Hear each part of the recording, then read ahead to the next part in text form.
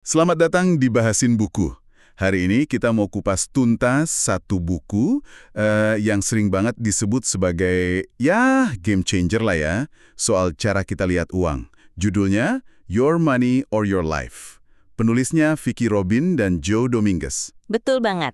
Buku ini tuh bukan cuma panduan finansial biasa gitu ya.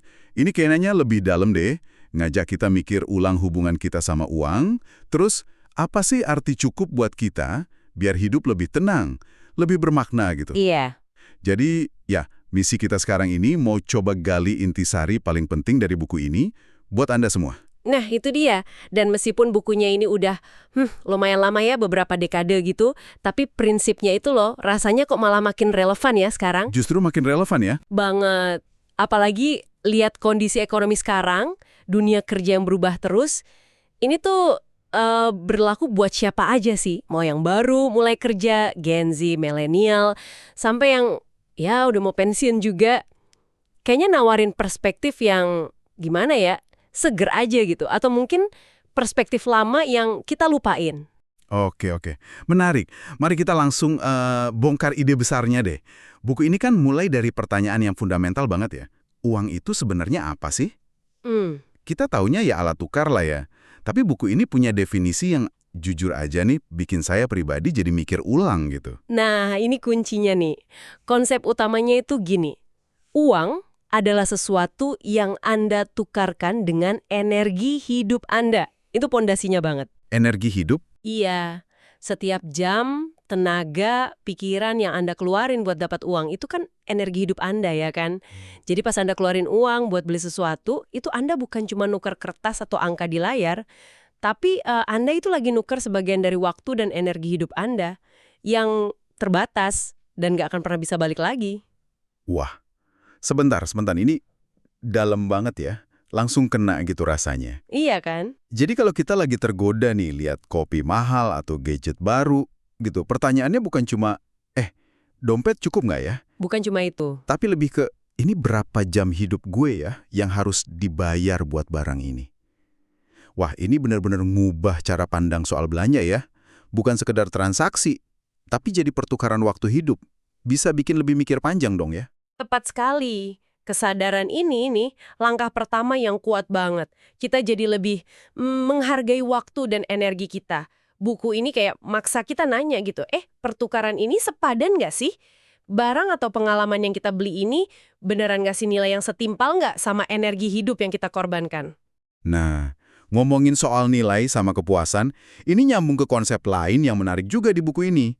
Namanya kurva kepuasan. Semacam grafik gitu ya. Iya, betul. Grafik hubungan antara pengeluaran sama kebahagiaan. Lah gampangnya. Oke, awalnya sih katanya makin banyak uang atau barang, ya makin happy dong. Tapi kok kayaknya ada tapinya nih. Ada tapinya. Dan ini penting banget. Kurva itu emang naik di awal. Ya jelaslah kebutuhan dasar terpenuhi, terus ada kenyamanan, mungkin sedikit kemewahan, ya kepuasan kita naik. Masuk akal. Tapi, ada titik puncaknya. Yang di buku ini disebut titik cukup. Setelah ngelewatin titik ini, kurva kepuasan itu malah mulai datar, bahkan bisa turun. Loh, kok bisa turun? Bukannya makin banyak makin bagus? Nah, ternyata nggak gitu. Punya terlalu banyak barang itu malah bisa jadi beban, kan? Oh iya. Mikirin nyimpannya di mana, ngerawatnya gimana, bayar asuransinya, belum lagi khawatir hilang atau rusak, repot kan? Ironisnya, kerumitan tambahan ini semua nggak lagi nambah kebahagiaan secara signifikan. Malah bisa bikin stres. Penelitian psikologi modern juga banyak loh yang nemuin hal mirip. Katanya di atas level pendapatan tertentu, tambahan uang tuh nggak terlalu ngaruh lagi ke tingkat kebahagiaan harian. Oke, jadi tantangannya bukan ngumpulin harta tanpa batas ya, tapi justru nemuin di mana sih titik cukup versi kita masing-masing itu, titik di mana kita ngerasa pas, nyaman, tapi nggak terbebani sama kelebihan. Tapi nentuin cukup ini kedengarannya personal banget ya, dan kayaknya susah gitu. Gimana buku ini bantu kita nemuinya, tanpa jadi ngerasa pelit atau malah ngebatasin diri secara negatif? Nah, itu pertanyaan bagus. Buku ini emang nggak ngasih angka pasti, ya jelas lah. Cukup kan subjektif banget. Tapi dia ngasih kerangka kerja buat nemuinnya, lewat proses refleksi sama pelacakan yang jujur. Refleksi dan pelacakan ya? Iya, kuncinya itu di kesadaran. Paham dulu kemana energi hidup kita ini perginya lewat pengeluaran kita, terus secara aktif nanya, pengeluaran ini beneran bikin kualitas hidup naik nggak? Sesuai nggak sama nilai-nilai kita? Ini bukan soal pelit kok, tapi soal jadi sadar dan sengaja gitu loh dalam gunain sumber daya kita yang paling berharga, waktu dan energi hidup. Oke, kesadaran dan kesengajaan ini kayaknya nyambung banget ya sama konsep utama lainnya. Kemerdekaan finansial, atau financial independence, FI, itulah. Betul. Banyak orang mungkin dengar FI itu ya artinya kaya raya, terus pensiun dini, santai-santai di pantai gitu kan. Tapi kayaknya buku ini punya definisi yang lebih filosofis ya. Jauh lebih dari itu sih. FI dalam kacamata Your Money or Your Life itu lebih ke kondisi mental sama kebebasan sejati. Kebebasan kayak gimana tuh? Bebas dari ilusi, misalnya ilusi kalau kebahagiaan itu bisa dibeli pakai barang. Bebas dari tekanan sosial yang bilang lebih banyak itu selalu lebih baik. Nah, mencapai FI versi buku ini artinya Anda itu punya cukup pemasukan pasif, misalnya dari investasi ya, cukup buat nutupin biaya hidup Anda. Oke. Sehingga Anda punya pilihan penuh mau gunain energi hidup Anda buat apa. Sesuai sama yang benar-benar penting buat Anda, nilai-nilai Anda. Nggak peduli aktivitas itu ngasilin duit atau nggak. Wah, jadi ini bukan soal pensiun aja ya berarti. Tapi lebih ke punya kendali penuh atas waktu kita, bahkan pas kita masih produktif gitu. Bisa dibilang gitu. Sedikit, tapi malah lebih nikmatin hidup. Nabung lebih banyak, bebas utang, punya waktu buat hal penting, hidupnya selaras sama nilai. Kedengarannya ideal banget ya, tapi gimana caranya? Buku ini kan terkenal juga sama 9 langkahnya itu. Iya, benar. Buku ini emang ngasih program 9 langkah yang, wah, praktis banget sih. Kita mungkin nggak bisa ya bahas detail teknis setiap langkah sekarang. Wah, bisa panjang banget itu. Tapi kita bisa lihat filosofi besarnya lah di balik rangkaian langkah itu. Intinya sih kayak sebuah perjalanan transformasi gitu. Ada 3 fase utama. 3 fase ya? Apa aja tuh fasenya? Fase pertama itu intinya membangun kesadaran finansial total. Ini nyakup langkah-langkah awal kayak ya berdamai dulu sama masa lalu finansial kita. Coba hitung deh total uang yang pernah kita hasilin seumur hidup. Bandingin sama kekayaan bersih kita sekarang. Kadang kaget loh hasilnya. Bisa jadi ya.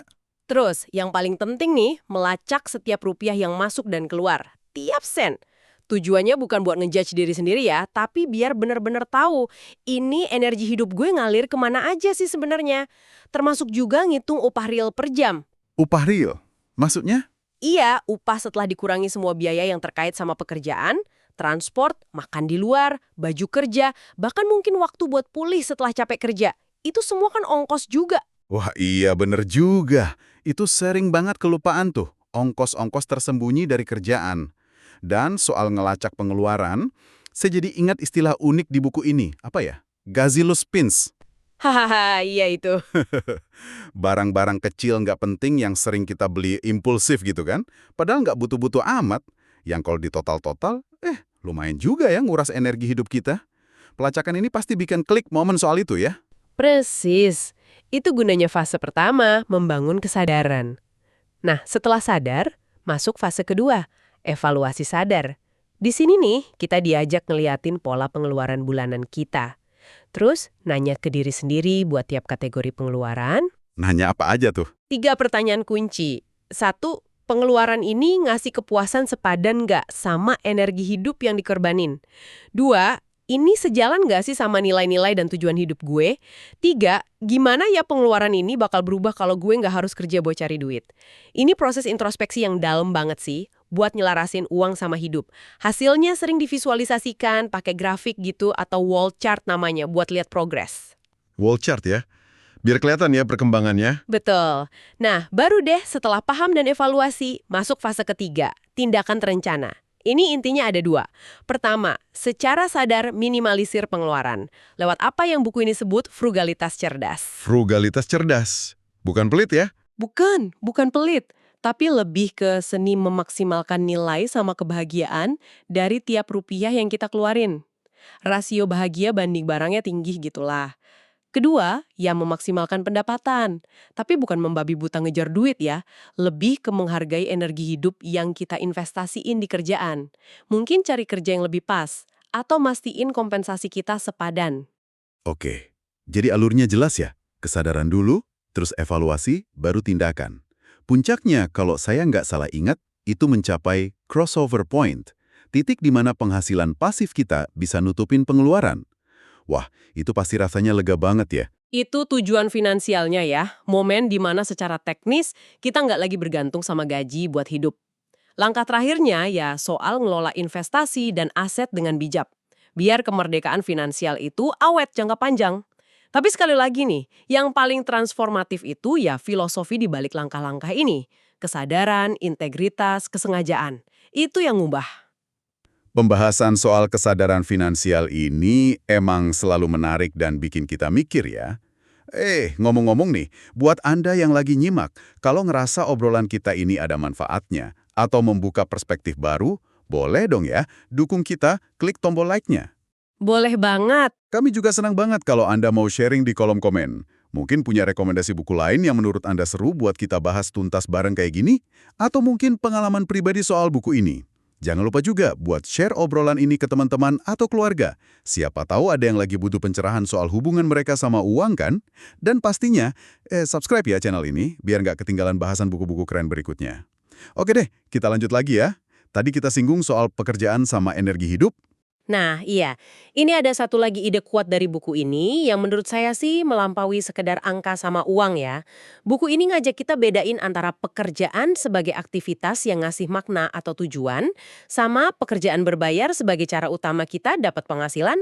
Dibedain ya. Iya, seringnya kan kita tuh berharap satu pekerjaan berbayar itu bisa menuhin semua kebutuhan kita. Makna, status, tantangan, komunitas, sekaligus penghasilan. Semuanya numpuk di satu tempat. Dan itu seringnya jadi beban yang berat banget ya, buat satu peran aja. Kayaknya nggak realistis gitu ya, ngarepin kerjaan kantoran kita jadi sumber bahagia utama, sumber temen, plus sumber duit sekaligus. Terus, apa saran buku ini? Nah, sarannya ini cukup membebaskan menurut saya. Mungkin ya, satu-satunya hal yang mutlak perlu kita dapat dari pekerjaan berbayar itu ya cuma penghasilannya aja. Cuma penghasilannya. Ini bukan berarti kerjaan harus ngebosenin atau nggak disukain ya, tapi ini ngebuka kemungkinan kalau kebutuhan kita akan makna, tujuan hidup, pengembangan diri, atau kontribusi sosial itu bisa loh dipenuhi dari area kehidupan yang lain, di luar kerjaan berbayar itu. Oh gitu ya. Artinya, kepuasan sama makna hidup itu bisa kita dapatin dari banyak hal di luar jam kerja formal gitu. Bisa dari keluarga, hobi, belajar hal baru, jadi relawan mungkin, atau aktif di komunitas.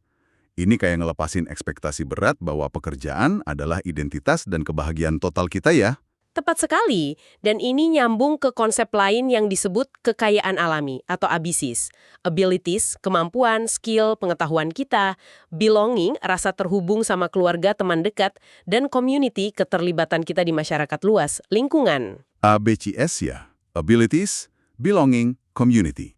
Iya, buku ini ngingetin kalau ini tuh bentuk kekayaan yang fundamental banget, yang seringkali lebih penting buat ketahanan sama kebahagiaan jangka panjang dibanding sekedar saldo di bank.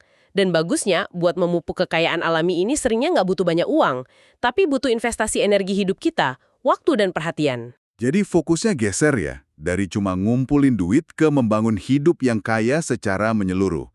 Kalau kita lihat kondisi sekarang nih, ada gig ekonomi, kerjaan gak pasti, biaya hidup naik terus, belum lagi utang pendidikan buat anak muda, rasanya ide-ide kayak gini jadi makin relevan ya. Sangat relevan buat generasi muda, milenial, Gen Z yang ngadepin landscape ekonomi yang beda banget kan sekarang. Prinsip buat ngendalian pengeluaran, nentuin cukup versi sendiri, terus nyari makna di luar label pekerjaan, itu jadi sangat memberdayakan rasanya. Ngasih cara buat bangun keamanan dan kepuasan di tengah ketidakpastian. Dan kayaknya bukan cuma buat yang muda ya, buat generasi yang lebih senior juga nih. Yang mungkin lagi hadapin tantangan pensiun, atau prioritas hidupnya udah berubah. Buku ini juga nawarin cara pandang buat nyelarasin sisa energi hidup mereka sama apa yang benar-benar bernilai buat mereka, terlepas dari kondisi finansialnya gimana. Jadi pesannya ini lintas generasi banget ya. Benar sekali. Ini bukan resep cepat kaya, ya, sama sekali bukan. Tapi lebih ke panduan buat hidup yang lebih sadar, lebih bertujuan, dan ya ujung-ujungnya lebih memuaskan. apapun kondisi eksternal yang kita hadapi. Oke deh, jadi kalau kita coba tarik benang merahnya nih ya, Your Money or Your Life ini pada dasarnya kayak sebuah undangan lah ya buat transformasi personal kita. Kuncinya itu ngubah cara pandang kita soal uang, bukan lagi cuma alat, tapi representasi dari energi hidup kita yang paling berharga. Dari situ, kita diajak buat bikin pilihan-pilihan yang lebih sadar. Gimana kita mau nukerin energi hidup itu? Nemuin arti cukup, versi kita sendiri, nyelarasin pengeluaran sama nilai-nilai terdalam kita, dan mungkin, sebagai hasilnya, ya mencapai kemerdekaan finansial itu, yang intinya adalah kebebasan buat ngarahin energi hidup kita ke hal-hal yang paling bermakna. Persis. Ini buku tentang hidup Anda, sejatinya bukan cuma tentang uang Anda. Nah, sebagai pemikiran penutup nih, buat Anda bawa pulang, mungkin ini bisa jadi bahan renungan ya. Kalau uang Anda itu benar-benar adalah energi hidup Anda yang terbatas, evaluasi jujur, kayak apa sih yang bakal Anda lakuin minggu ini buat mastiin Anda nukerinnya baik lewat pengeluaran maupun lewat kerjaan dengan sesuatu yang sungguh-sungguh penting dan bernilai buat Anda. Wah, pertanyaan yang kuat banget ya buat menutup diskusi kita kali ini. Terima kasih banyak sudah menyimak bahasan buku kita. Semoga ada percikan inspirasi atau sudut pandang baru yang bisa Anda ambil ya. Sampai jumpa di penjelajahan sumber berikutnya.